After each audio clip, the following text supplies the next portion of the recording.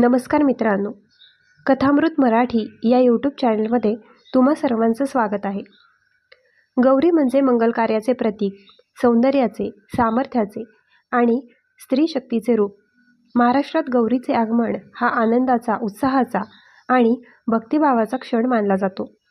पण या आनंद सोहळ्यात काही अशा चुका होतात ज्यामुळे स्त्रीच्या आयुष्यात अनाहूत दुःख, अडचणी आणि संकट येतात. अनेकदा आपल्याला कळतही नाही की आपल्या नकळत केलेल्या काही कृती भविष्यातील आयुष्यावर किती मोठा परिणाम घडवतात. म्हणूनच गौरीचे आवाहन करताना कोणत्या गोष्टी टाळल्या पाहिजेत याची शास्त्रशुद्ध आणि परंपरागत माहिती असणे अत्यावश्यक आहे. कारण परंपरा फक्त रूढी नाहीत, तर त्या अनुभवाने तपासून पाहिलेल्या जीवन नियम आहेत, ज्यामध्ये प्रत्येक गोष्टीमागे खोल अर्थ आणि जीवन शिक्षण दडलेले असते. पण त्याआधी आपल्या कथामृत मराठी या यूट्यूब चॅनलला सबस्क्राईब करा. त्यामुळे असे माहितीपूर्ण व्हिडिओचे नोटिफिकेशन तुम्हाला मिळत राहील आणि तुम्ही एक पण व्हिडिओ मिस करणार नाहीत. आणि आपल्या व्हिडिओला एक लाईक नक्की करा आणि कमेंट बॉक्समध्ये श्री स्वामी समर्थ नक्की लिहा.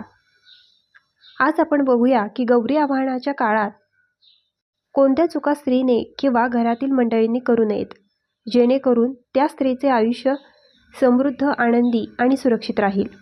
कारण गौरी ही फक्त एक मूर्ती नसून ती घरात येणारी लक्ष्मी, समृद्धी आणि मातृशक्तीचे दैवी प्रतीक आहे. तिच्याशी योग्य प्रकारे वागले तर ती जीवनात सुख, शांती आणि समाधान घेऊन येते. पण दुर्लक्ष केले तर आयुष्यभर अस्वस्थता निर्माण करू शकते. म्हणून सर्वप्रथम समजून घ्या की गौरीला घरी बोलवताना मनात पूर्ण स्वच्छता असली पाहिजे. मनात वाईट विचार, कटुता, राग किंवा अहंकार ठेवून गौरीचे स्वागत केले तर ती शक्ती घरात स्थिर राहत नाही. त्यामुळे गौरी बोलवण्यापूर्वी घरातील वातावरण प्रसन्न, स्वच्छ आणि पवित्र असणे महत्त्वाचे आहे. दुसरे म्हणजे गौरीसाठी आणलेले वस्त्र, अलंकार किंवा पूजेतील साहित्य हे शुद्ध आणि निखळ भक्तिभावाने आणलेले पाहिजे. फक्त दिखावा करण्यासाठी किंवा स्पर्धा म्हणून केलेले पूजन भविष्यात ताणतणाव निर्माण करते. स्त्रियांनी या काळात स्वतःच्या अंतःकरणातून श्रद्धा निर्माण करून पूजा केली तर घरात चैतन्य येते.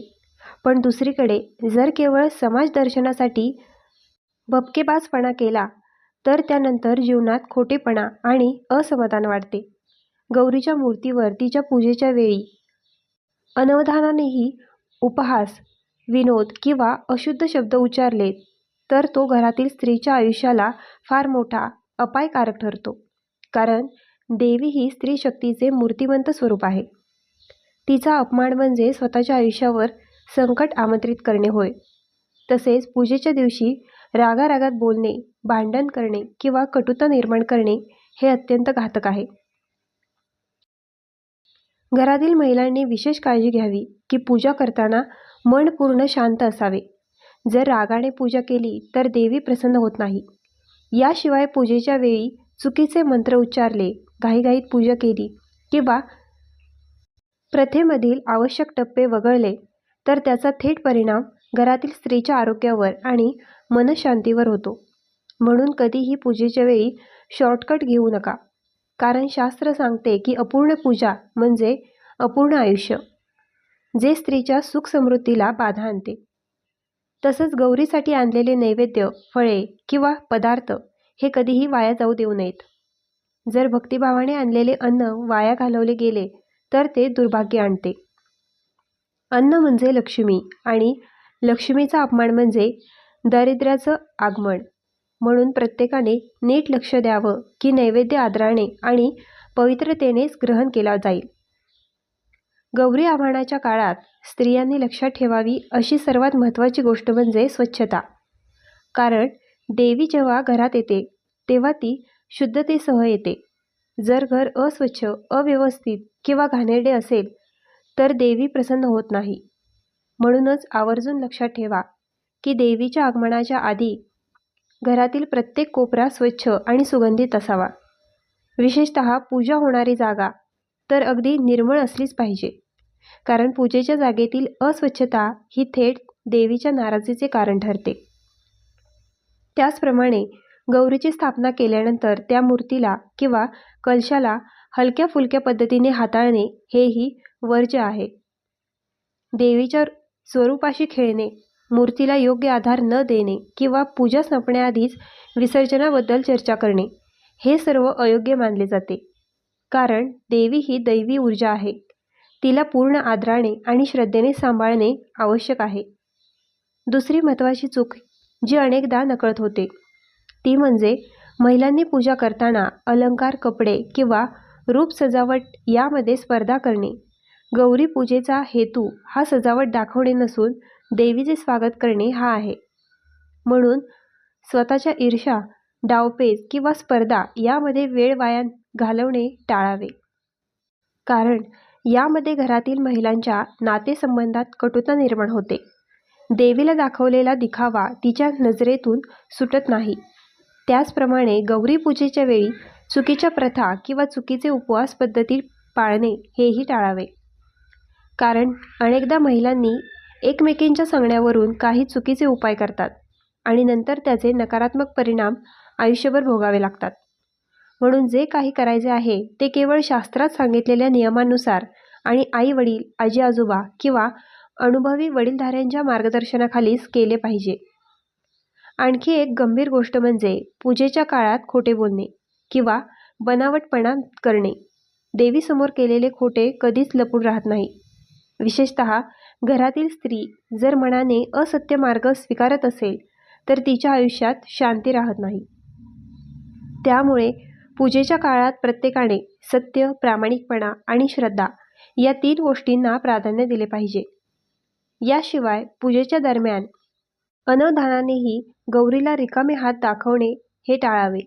कारण देवीसमोर रिकामे हात म्हणजे रिकामे आयुष्य. म्हणून देवीसमोर किमान 1 फूल, अक्षता, दीप किंवा नैवेद्य घेऊनच उपस्थित व्हावे. ही छोटीशी गोष्ट भविष्यात मोठे सौख्य आणते.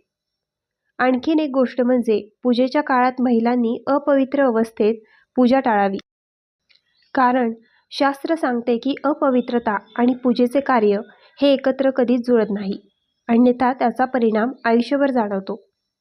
तसेच पूजेच्या वेळी घरातील पुरुषांनीही मदत करावी. गौरी ही फक्त स्त्रियांचीच पूजा नाही तर संपूर्ण कुटुंबाचा उत्सव आहे. पण जर पुरुषांनी दुर्लक्ष केले किंवा पूजेच्या वेळी उदासीनता दाखवली तर घरातील स्त्रीच्या मनावर परिणाम होतो आणि तिला असुरक्षिततेची भावना वाटते. म्हणून पुरुषांनीही गौरी पूजेत सक्रिय सहभाग घेतला पाहिजे. शेवटी विसर्जनाच्या वेळीही काही चुका टाळणे आवश्यक आहे. कारण देवीला बोलावले तसेच आदरपूर्वक निरोप दिला पाहिजे. जर विसर्जनाच्या वेळी घाईघाई केली, पूजा अपूर्ण ठेवली किंवा भावनिकता न दाखवता देखील देवीला निरोप दिला तर तिचा आशीर्वाद पूर्ण मिळत नाही. विसर्जन म्हणजे निरोप नव्हे तर पुढील वर्षी पुन्हा येण्याचे आमंत्रण आहे. त्यामुळे विसर्जनही मनापासून करावे. गौरी आव्हानाच्या काळात प्रत्येक स्त्रीने फक्त बाह्यपूजा न करता आतल्या मनाचीही स्वच्छता राखली पाहिजे.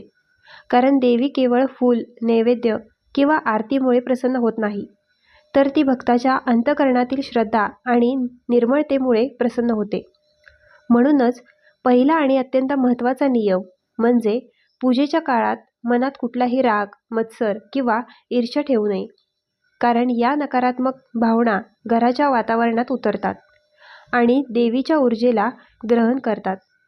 देवीचे आगमन हे म्हणजे घरातील आनंद, सौख्य आणि ऐक्य प्रस्थापित करण्याची संधी असते. जर त्या काळात स्त्रिया एकमेकींशी भांडणं, टोमणे किंवा स्पर्धा करत असतील तर देवीचे आशीर्वाद कमी होतात. त्यामुळे पूजेच्या काळात कुटुंबातील प्रत्येक सदस्याने शांतता, प्रेम आणि समजूतदारपणा जपला पाहिजे. दुसरा नियम असा की देवीला दाखवले जाणारे नैवेद्य शुद्ध, सात्विक आणि प्रेमाने तयार केलेले असले पाहिजे. कारण देवीसमोर जे अर्पण केले जाते ते केवळ पदार्थ नसून भावना असते. पण जर नैवेद्य घाईत, दुर्लक्षाने किंवा बनावट भावनेने बनवला असेल तर त्याचा शुभ परिणाम होत नाही. स्त्रियांनी हे नेहमी लक्षात ठेवावे की देवीसमोर अर्पण केलेले प्रत्येक अन्न हे कुटुंबातील प्रत्येकाच्या आयुष्यात समाधान आणि सुख आणते. म्हणून त्यामध्ये दोष राहू नये.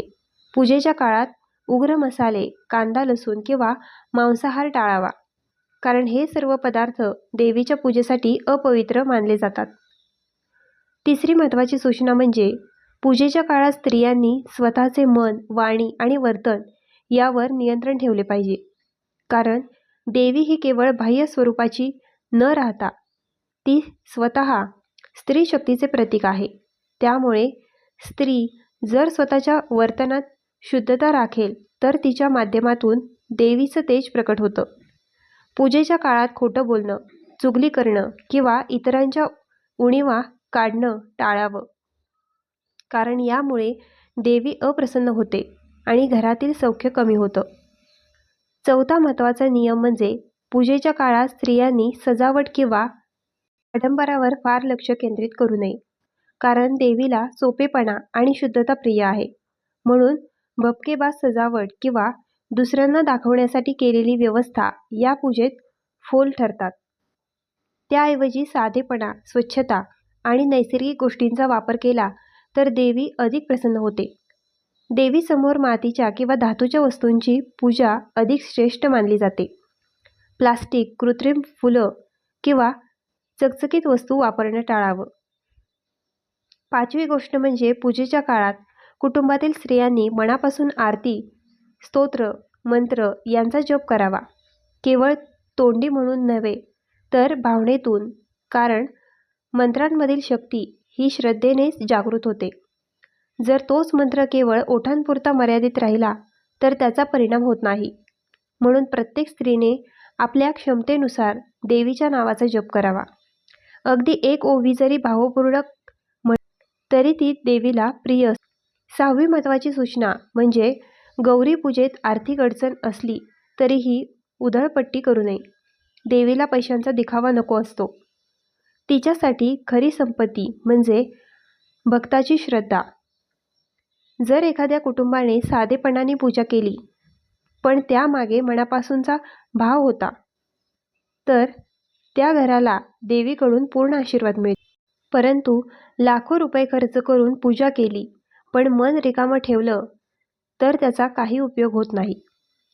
सातवी गोष्ट म्हणजे पूजेच्या काळात स्त्रियांनी स्वतःला आणि कुटुंबाला नेहमी सकारात्मक विचारांनी प्रेरित ठेवावं.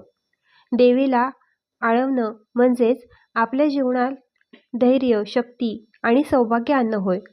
म्हणून या काळात नकारात्मक बोलणं, भीती पसरवणं किंवा अपशब्द उच्चारणं टाळावं, कारण देवीसमोर उच्चारलेला प्रत्येक शब्द हा भविष्यात आपल्या आयुष्यात परिणाम घडवतो. शेवटचं आणि अत्यंत महत्त्वाचं म्हणजे पूजेच्या काळात विसर्जनाचा क्षण मनापासून साजरा करावा, कारण देवी जेव्हा निरोप घेते तेव्हा ती पुढील वर्षी पुन्हा येण्याचं वचन घेऊन जाते.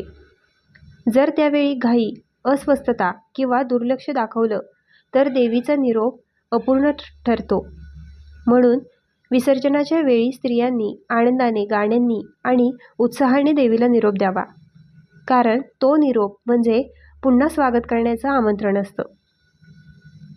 गौरी पूजेत स्त्रियांनी अपवित्र वस्तू वापरू नयेत. कांदा, लसूण, मांसाहार टाळावा. प्लास्टिकची सजावट किंवा दिखाव्यासाठी केलेला भपका नको.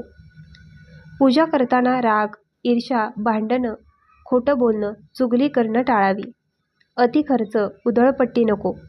पूजा साधेपणाने, मनापासून, श्रद्धेने केली तरच फलदायी ठरते. गौरी म्हणजे स्त्री शक्ती, समृद्धी आणि सौभाग्याचं प्रतीक.